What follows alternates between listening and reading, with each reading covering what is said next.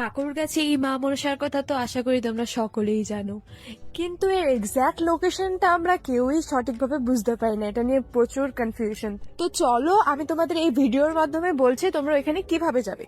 প্রথমে শিয়ালদা স্টেশন এসে 9 নম্বর প্ল্যাটফর্মের দিকে দেখবে মেট্রো স্টেশন। মেট্রো স্টেশন কিছুটা সোজা এগিয়ে যাওয়ার পর দেখতে পাবে মেট্রো টিকিট কাউন্টার। মায়ের মন্দিরটা যেহেতু ফুলবাগান মেট্রো স্টেশনের কাছে, তাই তোমরা ফুলবাগান মেট্রো স্টেশন পর্যন্ত টিকিট কেটে নেবে। তারপর তোমরা নিচে গেলে দেখতে পাবে A1 আছে। A1 এর দিকে সেক্টর 5 এর দিকে যায়। তোমরা সেক্টর 5 এর দিকে ট্রেনে উঠবে।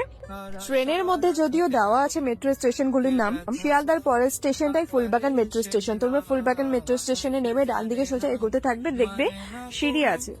সিঁড়ি দিয়ে বাইরে এসে রাস্তার উপরে যে পোস্টারগুলো দেখতে পাচ্ছ সেই পোস্টার দিকে সোজা এগিয়ে যাবে।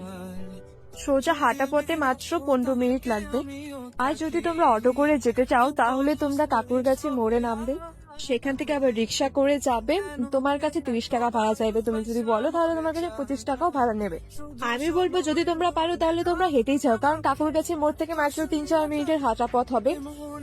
আমি যেহেতু একা গেছিলাম তাই আমি রিক্সা করে গেছি। যদি তোমরা তোমার বন্ধু বান্ধবীদের সঙ্গে অথবা ফ্যামিলির সাথে যাও তাহলে তোমরা ম্যাপ অন করে হেঁটেই যেতে পারো। তোমরা যদি মন্দিরের সামনের দোকান থেকে এরকম ফুলের ডালা নাও তাহলে তার প্রাইস পড়বে 100 টাকা। আমি বলবো তোমরা পারলে বাড়ি থেকেই নিয়েছো।